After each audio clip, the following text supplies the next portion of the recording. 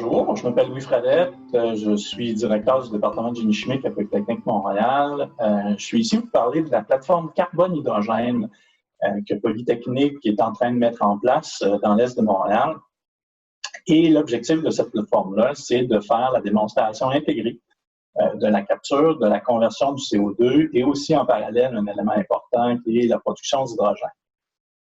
Je suis directeur du département de génie chimique, mais ça fait 30 ans que je suis impliqué autant dans l'industrie que dans les universités, toujours vers le développement de procédés plus propres et aussi, je dirais, maximiser l'impact québécois de l'utilisation de l'électricité dans les procédés. Donc, notre plateforme s'inscrit dans ce qui s'appelle maintenant l'Institut de l'ingénierie durable et de l'économie circulaire à Polytechnique. Cet institut-là vise l'installation de plusieurs plateformes qui seront des jumelles de celles qu'on a en carbone et hydrogène sur des thèmes aussi spécifiques que le traitement de l'eau, par exemple, ou bien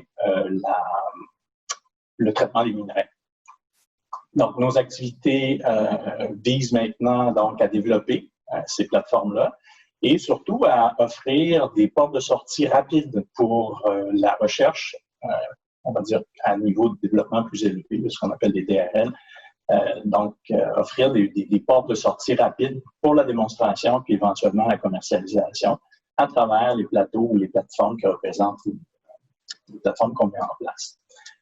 Donc, on fait à l'IDEC des développements avec l'industrie et aussi des partenariats qui sont plus spécifiques, par exemple, pour développer des technologies qui résolvent des problèmes très, très spécifiques pour des usines ou des industries qui ont manifesté le besoin clairement. C'est aussi éventuellement pour bien s'arrimer avec la volonté politique actuellement affichée, tant au niveau provincial qu'au niveau fédéral, pour le développement de l'économie circulaire, et aussi le verdissement de l'économie. Et donc, la plateforme carbone là, que je vais vous présenter s'inscrit parfaitement dans cette ligne-là. Et je dirais en extension de ce qu'on fait au Québec puis à l'université, on est aussi en lien, bien évidemment, avec des grands centres de recherche et des entreprises d'envergure internationale qui ne sont pas nécessairement établies au Canada. Donc, notre objectif spécifiquement sur le carbone et l'hydrogène, c'est de nous positionner favorablement. La plateforme en question est unique au monde. Je vais détailler plus tard un peu quelles sont nos installations. Mais on a au Québec un atout important, qui est bien sûr notre production hydroélectrique, et on a ce qu'il faut pour compétitionner ce qui se fait ailleurs, notamment dans l'ouest du Canada. On sait déjà qu'il y a des installations où on fait de la capture et de l'injection de CO2. Je pense ici en Saskatchewan au projet de Palmer Dam, mais aussi au projet Quest en Alberta qui est mené par Shell, qui séquestre le CO2 sous terre. Puis l'Alberta s'est donné d'infrastructures importantes à travers des investissements encore plus importants, qui est le trunk line, donc un pipeline de CO2 qui permettrait de déplacer le CO2 de façon efficace entre les endroits où il est généré et les endroits où on en aurait besoin pour l'injecter sous terre. Donc, le Québec a une opportunité pour se tailler une place dans cet environnement-là. Puis, on est convaincu que la plateforme qu'on est en train de mettre en place dans l'Est de Montréal va nous permettre de réaliser ces objectifs-là. Donc, concrètement, notre plateforme, qu'est-ce qu'elle représente, qu'est-ce qu'elle contient, puis les objectifs ou les projets qu'on a actuellement en cours. Donc, cette plateforme-là, essentiellement, j'ai à l'écran actuellement là, donc le schéma qui représente ce que nous sommes actuellement en train de finaliser. Donc, une usine de capture qui est installée sur une cheminée industrielle qui émet actuellement plus de 300 tonnes de CO2 par jour. Et l'unité de capture qui est installée sur cette cheminée-là nous permet d'aller en chercher un maximum de 10 tonnes de CO2 chaque jour. Et on le rend disponible, ce CO2-là, à très haute pureté pour une chaîne de conversion, donc une chaîne de conversion chimique, dans laquelle de l'hydrogène doit être injecté pour contribuer justement aux réactions chimiques de conversion du CO2. Donc, essentiellement, 3 grandes étapes qui nous permettent d'obtenir 3 produits, on produire différent à base de carbone et d'hydrogène, donc du méthanol, qui est une molécule produite actuellement sur la planète et qui est fait déjà partie de la chaîne pétrochimique qui nous permet d'obtenir une variété très, très grande de molécules industrielles.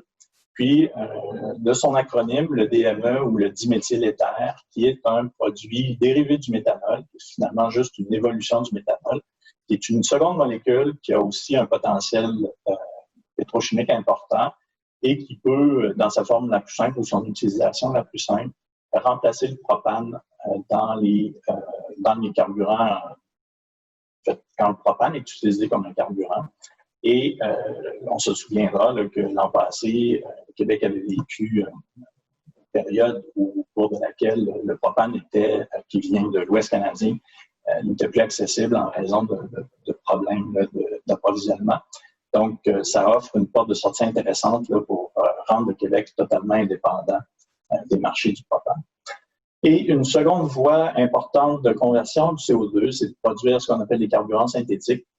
Et donc, on va dire un deuxième projet est en cours de finalisation ou de réalisation sur la plateforme. Et ce projet-là va essentiellement produire du carburant d'aviation. Et ce carburant d'aviation-là est exposé à avoir exactement les mêmes caractéristiques que le carburant d'aviation actuel, puisque pour avoir le droit de vendre un carburant d'aviation, il faut qu'il réponde à des normes extrêmement strictes. Donc, le projet en cours vise à démontrer qu'il est possible, à partir de CO2, de produire du carburant d'aviation de première qualité. Donc, ce qui est devant vous, essentiellement, c'est la démonstration qu'on est capable de produire des molécules qui sont actuellement utilisées dans l'industrie au sens large, que ce soit comme matière première ou comme carburant, et qu'on peut faire ça à partir de CO2. Et les démonstrations qu'on va mener sont des démonstrations qui se tiennent à l'ordre de la tonne de CO2 consommée par jour, et donc à une échelle qui est largement supérieure à ce qu'on peut faire en laboratoire, que ce soit en laboratoire universitaire ou à l'échelle pilote. Et on est déjà à des échelles donc extrêmement intéressantes qui peuvent fournir des informations d'ingénierie et de conception pour aller vers une démonstration pré-commerciale par la suite. Donc, on est dans une position extrêmement favorable et aussi dans une position qui nous amène très, très proche du développement là, et donc des démonstrations commerciales qui vont suivre. Maintenant, j'ai un peu adressé là, les molécules qu'on cherche à produire. Un deuxième dérivé intéressant du méthanol et de l'acide acétique, donc qui est possible de le produire rapidement. La raison pour laquelle on s'est tourné vers ce projet-là, c'est que on réalise rapidement que les molécules qu'on produit localement devraient aussi être utilisées localement et il existe une opportunité commerciale intéressante dans l'Est de Montréal, donc pour transformer plusieurs dizaines de milliers de tonnes par année de CO2 en acide acétique qui pourrait être utilisé sur place. Ça a plusieurs avantages. Premièrement, parce que le client est au bord de la rue, mais surtout parce que ça permet aux utilisateurs potentiels de s'affranchir des grands marchés mondiaux, puisque la molécule de base reste le CO2 qu'on capture sur place et qui, lui, n'est pas soumis au marché pétrolier, par exemple. La plateforme qu'on a actuellement, donc, offre plusieurs avantages. On a, comme je le disais, là, on est déjà à une échelle qui est extrêmement intéressante et de laquelle on peut extraire les données d'ingénierie qui permettront de construire les échelles qui seront plus grandes. On a déjà un lien extrêmement étroit avec plusieurs partenaires qui sont essentiellement des acheteurs de molécules et qui s'intéressent à ces nouveaux produits-là, puisque, je ne l'ai pas encore dit, mais comme on part d'un CO2 extrêmement pur et qu'on n'y rajoute que de l'hydrogène, essentiellement, on obtient des produits qui, eux aussi, sont d'une très, très grande pureté, sans contamination de type métaux lourds ou de type soufre, et qui les rendent extrêmement intéressants du point de vue utilisateur. Puis, on a aussi un tissu industriel qui, lui, s'intéresse à la production éventuelle de ces molécules-là, puisque l'Est de Montréal contient déjà un bon nombre de producteurs qui ont des facilités de type pétrochimique qui pourraient naturellement intégrer la capture et la conversion du CO2. Donc, c'est d'avoir ce site de démonstration déjà installé dans l'Est de Montréal est un atout supplémentaire. Maintenant, en termes de développement des affaires, je disais que la plateforme a aussi la volonté de contribuer à l'établissement de produits, de procédés commerciaux. Le fait qu'on exploite une usine qui a déjà une capacité de 10 tonnes par jour est extrêmement convaincante en termes de capacité, que c'est possible de le faire et qu'on opère déjà cette plateforme-là depuis quelques années et va pouvoir faire en sorte que l'objectif de cette plateforme-là, c'est de démontrer aux investisseurs éventuels et aux partenaires financiers éventuels qu'on maîtrise à la fois l'aspect du procédé, mais aussi le potentiel commercial de ce que nous cherchons à démontrer. Il faut voir tout ce qu'on fait, autant à l'Institut de l'ingénierie durable et de l'économie circulaire de Polytechnique que spécifiquement sur la plateforme. On cherche à intégrer je dirais, la capture et la conversion dans un contexte où il est possible de produire plusieurs molécules, puis ce que je liste ici là, dans un contexte de chimie verte, on est déjà capable d'avoir accès à des technologies qui nous permettent d'obtenir ces molécules-là, mais en plus qui ont suffisamment de maturité pour qu'on puisse construire des unités de démonstration à l'échelle de la tonne par jour. C'est pas anodin de dire qu'on travaille à l'échelle de la tonne par jour, puisque ce qu'on fait dans des laboratoires, généralement, on est plus en grammes par jour, donc on voit déjà une augmentation d'échelle importante. Puis, éventuellement, donc, d'utiliser notre CO2, qui est un rejet actuellement, comme une source ou comme une matière première, combinée à l'électricité du Québec pour faire en sorte qu'on se positionne et qu'on puisse essentiellement exporter nos émissions de CO2 sous forme de produits à valeur ajoutée à l'international. Dans tout l'environnement de la plateforme, on a déjà plusieurs partenaires. Donc, on a, je dirais, si on va de gauche à droite sur cette slide-là, on a éventuellement tout ce qui sert à financer la plateforme. Au centre, bien sûr, toutes les opérations de chimie verte qui consistent à convertir le CO2 et à produire de l'hydrogène pour accomplir cette conversion-là, pour finalement aller vers le développement là,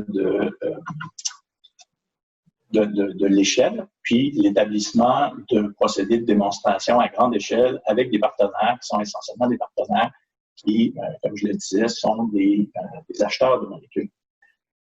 Actuellement, on est comme presque au 30 septembre, donc à peine un mois plus tard, on est déjà en train d'ajouter des technologies de conversion, plutôt de production d'hydrogène.